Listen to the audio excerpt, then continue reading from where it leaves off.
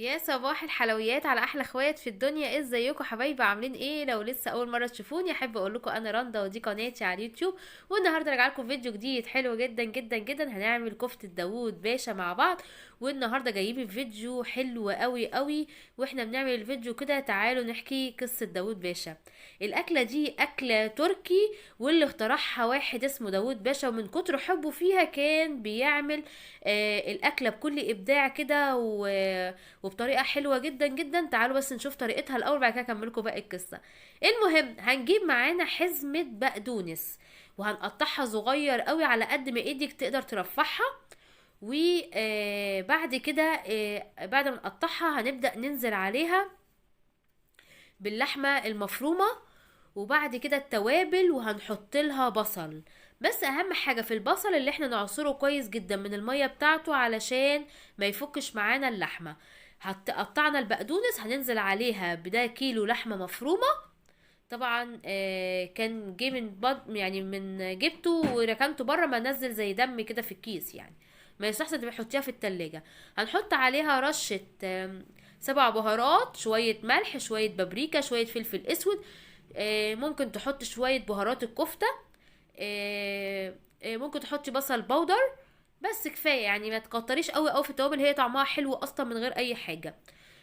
طبعا هنبشر بصل، وهنكون مصفينه حلو جدا من الميه. هتاخد قد ايه بصل؟ الكيلو بياخد بصلتين.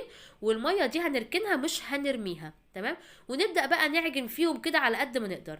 المهم بقى عم داود باشا ده كان بيحب الاكله دي جدا، وهو اللي كان مقترحها، عشان كده طبعا سماها على اسمه. وكان لما حد يجي يزوره كان يعملها له. وعلشان كان بيحبها او عايز الناس كلها تحبها وتسمع كده، كان بيحط في وسط الكفته دي في وسطها كده خاتم فضه. وكان اللي ياكلها طبعا يشوق الناس اللي هم ياكلوا عشان يلاقوا الخاتم وياخدوه. ما هي دي قصه داوود باشا بتاعه الكفته. حلوه. بس المهم الاكله حلوه جدا. هنعملها كور وننزل بيها بشويه زيت صغيرين، تمام. وطبعا الاكله دي ما بتحلاش غير بشويه رز بشعريه. ممكن طبعا تاكليها بعيش، بس هي حلاوتها بالرز بشعريه. تمام. هنعمل بقى الشعريه وننزل عليها بالرز كده، وانا ما كانش عندي شوربه، ما حطيت ميه وملح وفلفل. ونولع على الرز ونركنه على جنب كده، واحنا بنحمر الكفته. الكفته بنعملها كور كده، بس يا ريت قد بعض عشان يبقى شكلها كمان حلو زي طعمها. و وبعد كده نشوف بقى هنعمل ايه. حمرت طبعا الرز وطفيت وعلقت عليه كده وسبته يعمل مع بعضه. ما تاخدوش عليا النهارده عشان انا عندي برد كده. والدنيا مش مركزه خالص. تمام. اهو هبدا بقى اطلع الكفته. بصوا متماسكه جدا، ما فكتش من بعض. طبعا هي اللحمه فيها دسم، يعني فيها دسم شويه ما بينزل في شويه الزيت الصغيرين اللي احنا حمرنا فيهم. هنبدا بقى الدسم ده او الدهون بتاعه السمن اللحمه دي، هننزل بيها ببصلايه كبيره، ونحط عليهم معلقتين صلصه. وهنحط عليهم حوالي نص شفشق طماطم. وميه البصل طبعا نحطها عليهم اللي احنا كنا راكنينهم دول.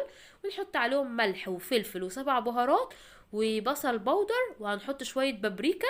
ونسيب الطماطم كده لما تغلي مع بعض. وطبعا الكفته محطوطه بره على ورق مطبخ. والرز على النار. تمام. اهو خلصنا والقوطه اتسبكت. هننزل بالكفته. ما تقلقيش خالص، مش هتفك ولا اي حاجه يعني. هبدي فيها براحتك، مش هيجرى لها اي حاجه. خلصت كده الكفته، اسيبها بقى 5 دقايق بس تاخد من طعم الطماطم.